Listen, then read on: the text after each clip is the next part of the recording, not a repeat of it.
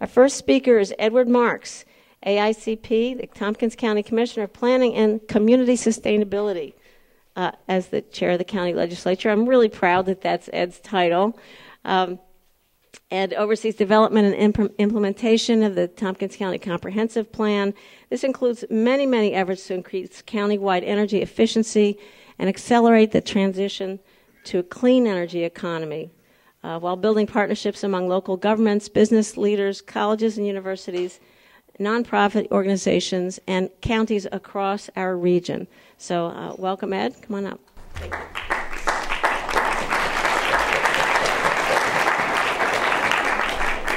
Thank you, Martha, and thank you, everyone, for coming out today.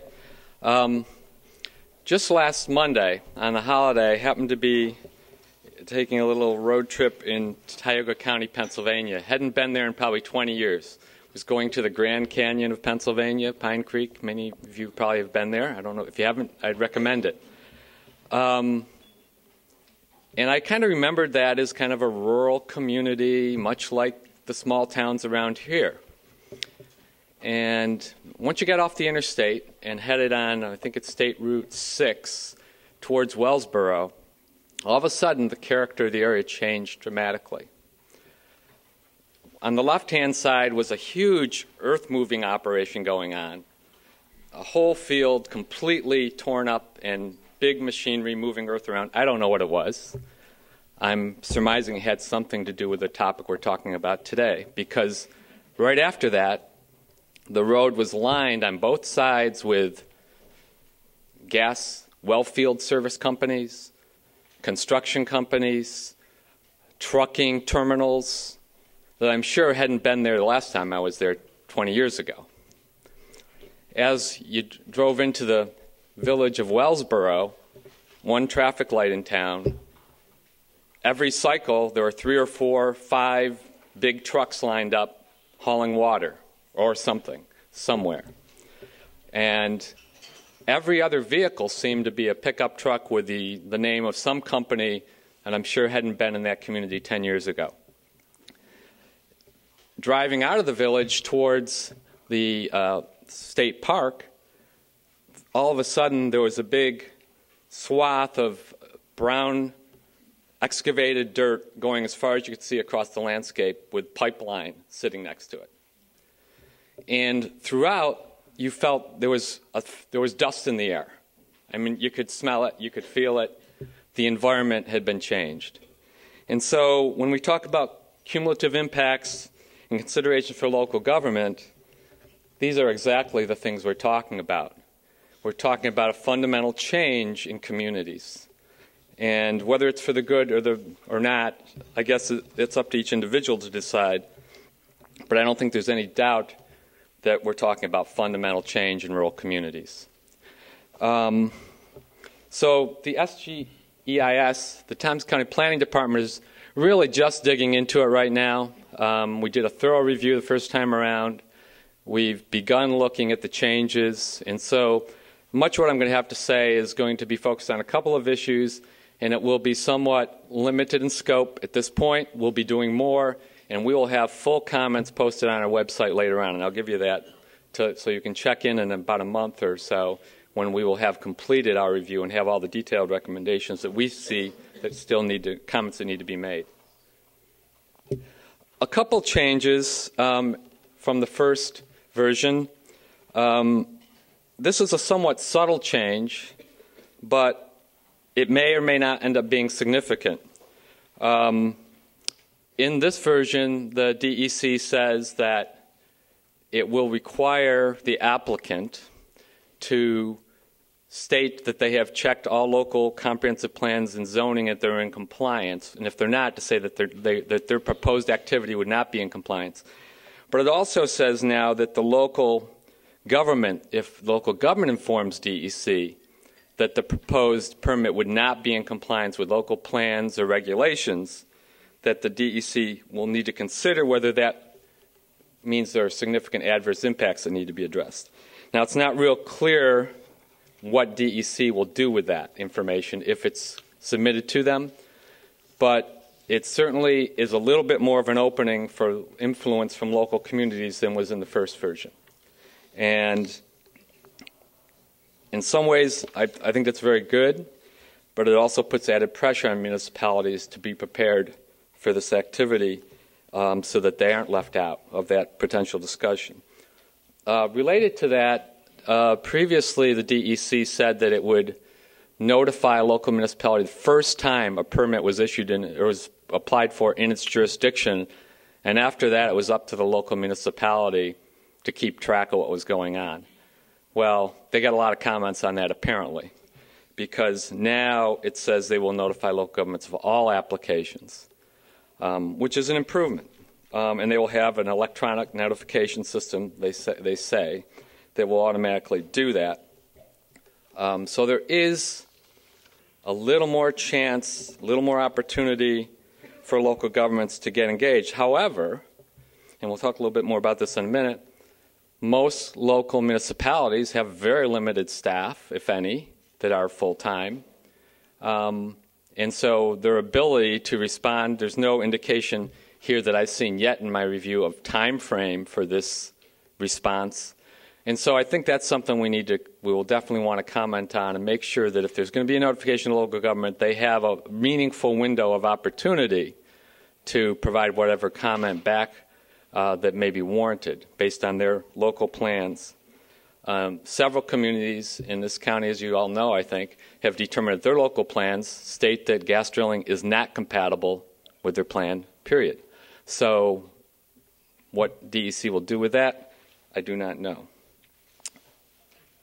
The other thing, and this is not a change, but just this is about the only other thing that the SGEIS says about local governments, really, and their influence in this process, is about road use agreements. And there's been a lot of activity in this community on that issue. The language hasn't really changed much in the SGEIS as far as I can tell. They're still saying they recommend that municipalities, that applicants have road use agreements with municipalities. They are going to ask for a transportation plan. Interestingly, again from the observation in Pennsylvania, these trucks are coming from locations, not coming from the well drilling site to get water and back. They're actually starting from a location somewhere in a community. So those trips are going to go from there through wherever they have to go through on state roads, through little villages and big cities probably, to get to their destinations. And so location of those trucking facilities is going to become, I think, a key issue, one which will be totally under the control of local government, because that's not an activity regulated by DEC to my knowledge. But the necessity to have something in place to assure a meaningful road use agreement in your municipality remains, and that's one that I think municipalities are working on, but it is still a complicated, difficult, and costly process for them to be going through. So some of the cumulative impacts, they heard a little bit, the DEC, of the message on that, but not enough.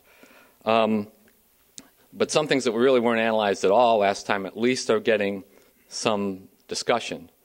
One was habitat fragmentation for grasslands and forests that's now addressed in a way that's not terribly effective, but at least it's an initial acknowledgement of that issue. It looks at certain areas of major concentration of grassland and forest, contiguous areas, and says that within those areas there's some standards that will be applied. However, in this county, that leaves out forested areas identified for protection in the state open space plan. In fact, the SGEIS, to my knowledge, never mentions the fact that there's a state open space plan and the impacts of drilling on that. It also does not include under grasslands Audubon Society and New York State designated important bird area, grassland habitat, not included in the areas where they're going to apply criteria for protection of grassland birds. So there's obviously some key gaps there that need to be addressed.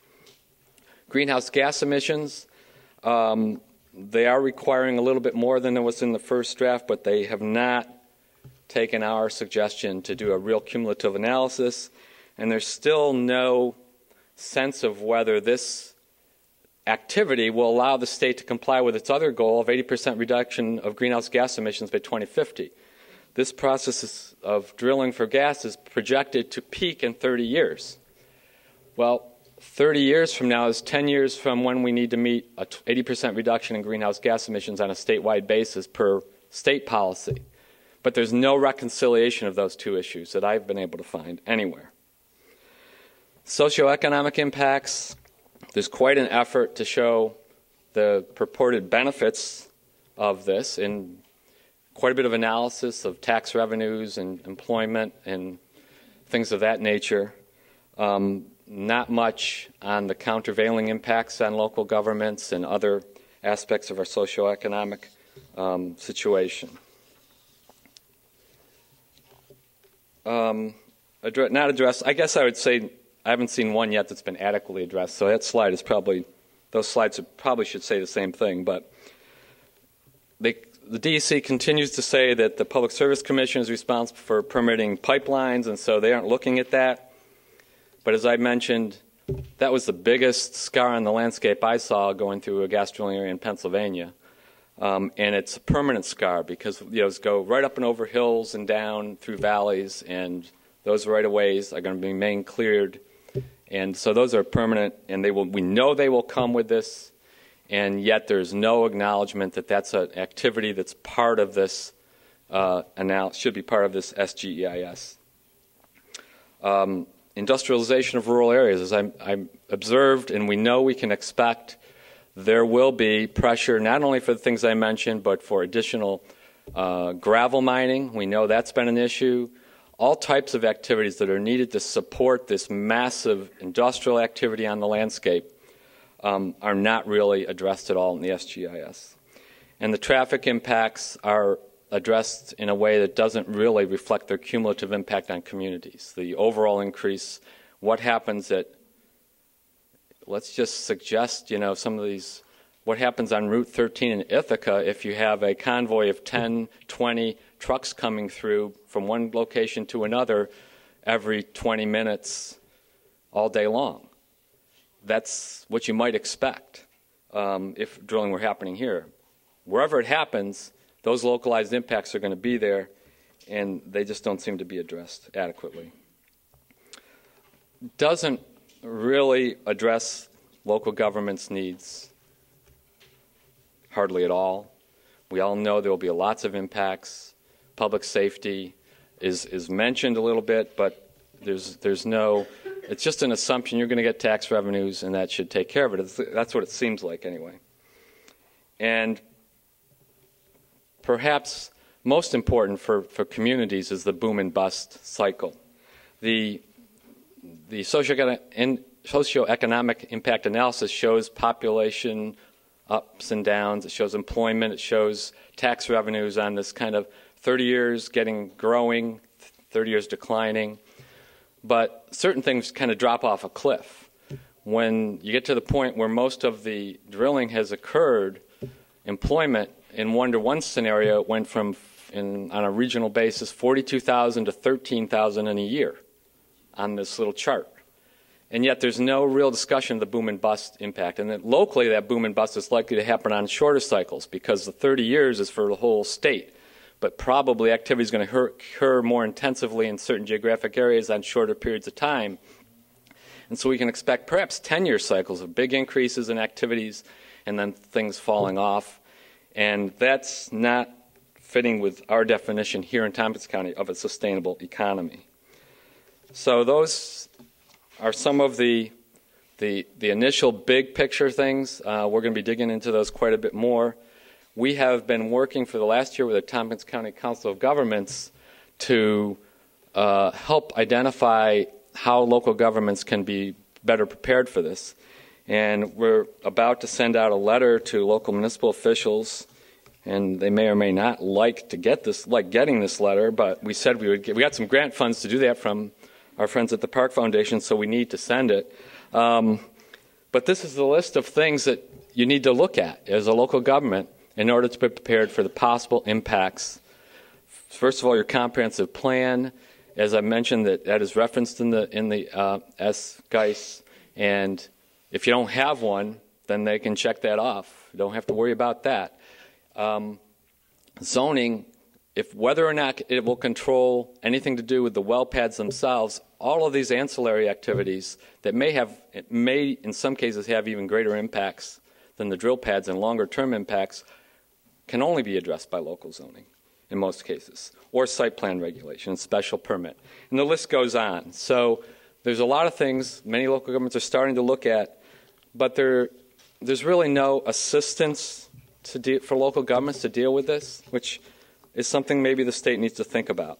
I know when Fort Drum was developed and expanded, there was a considerable assistance to local municipalities through the Tug Hill Commission to deal with the impacts of that expansion on those communities. Even though that was viewed as a positive economic thing, there was still recognition there would be housing impacts and there would be transportation impacts and there would be other impacts of that. And there was a considerable effort to help communities deal with that. There seems to be really nothing happening along those lines for communities right now, and it needs to.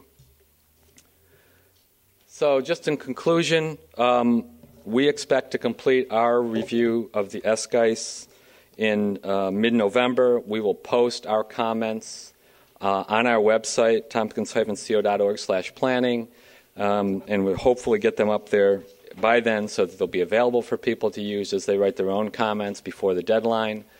I think there's a lot to be thinking about, and unfortunately some of what we need to be thinking about isn't really even hardly contained within the SGEIS, and yet it will come with the permitting process once that begins. So we'll be working with local municipalities as best we can, but everybody's resources are shrinking, demands are increasing, and this just is another huge thing on the table of local governments that are already stressed to deal with what they have to deal with right now. Thank you.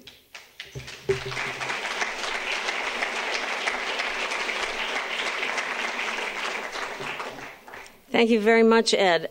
Speaking of traffic, I happened to be reading the memo that was written by the New York State DOT, and their language about truck traffic is really quite something. To quote, "The potential transportation impacts are ominous. Assuming current gas drilling technology and a lower level of development than will be experienced in Pennsylvania, the Marcellus region will see a peak year increase of up to 1.5 million heavy truck trips, and induced development may increase peak hour trips by 36,000 trips per hour." And as Ed said, they're talking about the region, but we know this will be done specifically in a few counties at first, and then broaden out. So take that 36,000 trips per hour and divide it by, say, 3, which is the 3 counties that are in the sweet spot. The annual cost to undertake these transportation projects are estimated to range from $90 million to $156 million for state roads, and from $121 to $222 million for local roads. There's no mechanism in place allowing state and local governments to absorb these costs. So that's even the State Department of Transportation saying that.